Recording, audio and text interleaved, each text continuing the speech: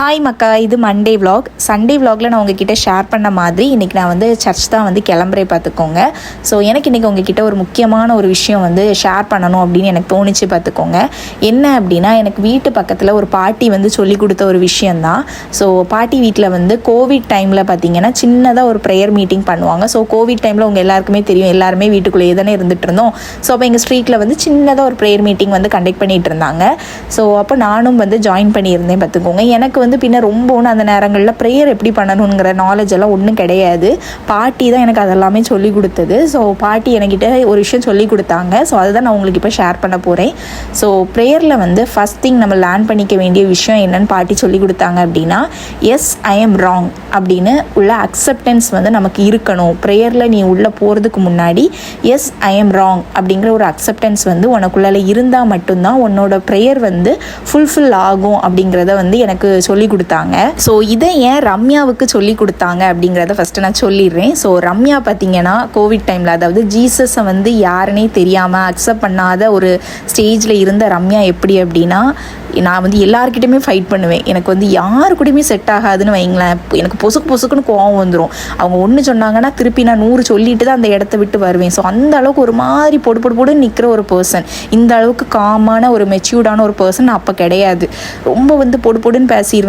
என் ஸ்ட்ரீட்லேயே எல்லாரு கூடயுமே சண்டை போடுவேன்னு வைங்களேன். ஸோ அந்த அளவுக்கு, அதாவது ஆப்போசிட் பர்சன் ஹர்ட் ஆயிடுவாங்கங்கிறத யோசிக்க கூட மாட்டேன். நீங்கள் தப்பு பண்ணீங்க, ஆமாம் தப்பு தான் பண்ணீங்க அப்படின்னு சொல்லிட்டு அவங்க கிட்ட நின்று ஃபைட் பண்ணுற ஒரு பர்சன். ஸோ இப்படி இருக்கிற ஒரு பொண்ணுக்கிட்ட எப்படி ஒரு அக்செப்டன்ஸ் இருக்கும் நீங்கள் எதிர்பார்க்குறீங்க?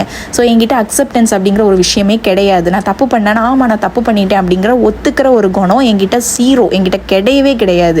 ஏன்னா நான் எல்லாத்துக்குமே சண்டை போடுற ஒரு பர்சன். அப்போ என்கிட்ட எப்படி அந்த ஒரு அக்செப்டன்ஸ் இருக்கும்? ஸோ எதுவுமே என்கிட்ட கிடையாது. இதுக்காக தான் பாட்டி வந்து எனக்கு சொல்லி கொடுத்த ஒரு விஷயம், ரம்யா ஃபஸ்ட்டு நீ ப்ரேயர் லைஃப்குள்ளே வரணும்னு ஆசைப்படுறேன்னா உங்ககிட்ட இருக்கிற வேண்டிய விஷயமே எஸ் ஐ எம் ராங் அப்படிங்கிற ஒரு அக்செப்டன்ஸ் தான் உங்ககிட்ட இருக்கணும் அப்படின்னு எனக்கு சொல்லி கொடுத்தாங்க. ஸோ ப்ரேயர் அப்படிங்கிற ஒரு விஷயமே பார்த்தீங்கன்னா எனக்கு வந்து நான் ஃபஸ்ட் லேர்ன் பண்ணிக்கிட்டது வந்து பாட்டிக்கிட்ட இருந்து தான்.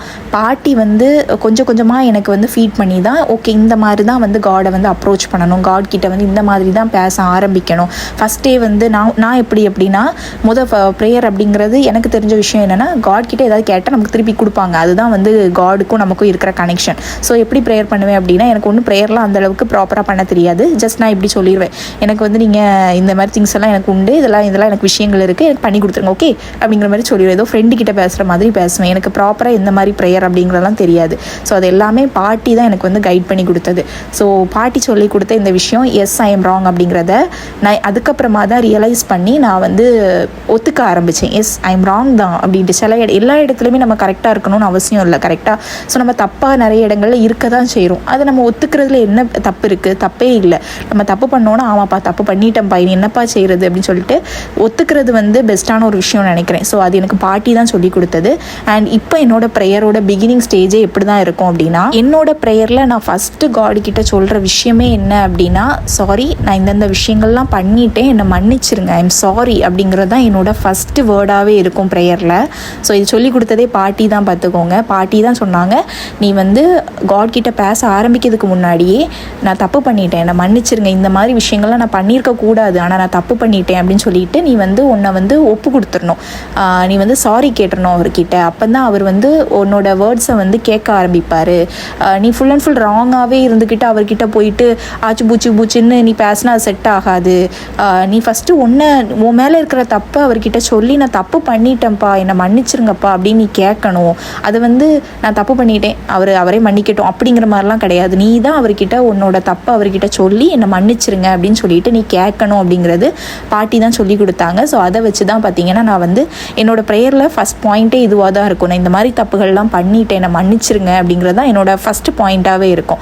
ஸோ இது வந்து நாட் ஒன்லி ப்ரேயர் லைஃப்பில் மட்டும்தான் இந்த அக்செப்டன்ஸ் இருக்கணுமா அப்படின்னு கேட்டிங்கன்னா, நோ ரியல் லைஃப்லையுமே இந்த அக்செப்டன்ஸ் வந்து கண்டிப்பாக நமக்கு இருந்தே ஆகணும். நீங்களும் உங்களோட லைஃப்பில் வந்து உங்களோட மிஸ்டேக் நீங்கள் அக்செப்ட் பண்ணாமல் இருக்கிறீங்க அப்படின்னா ஒருக்க ட்ரை பண்ணி பாருங்களேன். அதோட ரிலீஃப் அப்படிங்கிறது ரொம்ப நல்லா இருக்கும். இதெல்லாம் வந்து நான் அனுபவித்து தான் சொல்கிறேன், ஓகேவா? பாட்டி எனக்கிட்ட வந்து எஸ் ஐ எம் ராங் அப்படிங்கிற ஒரு அக்செப்டன்ஸை நீ உனக்குள்ளே கொண்டு வந்து பாருன்னு தான் சொன்னாங்க. ஆனால் அதை கொண்டு வந்து பார்த்ததுக்கப்புறம் தான் எப்பாடா எவ்வளோ ரிலீஃபாக இருக்குது, இதெல்லாம் எனக்கு குத்திக்கிட்டே இருந்துச்சு, ஆமாம் நான் தப்பு பண்ணிட்டேன் என்னை மன்னிச்சிருங்க அப்படின்னு கேட்டதுமே ரொம்ப ஒரு ரிலீஃப் நம்மளால் ஃபீல் பண்ண முடியும். ஏதோ நான் அந்த தப்புலேருந்தே வெளியில் வந்த மாதிரி ஒரு ரிலீஃப் நமக்கு கிடைக்கும். ட்ரை பண்ணி பாருங்களேன்.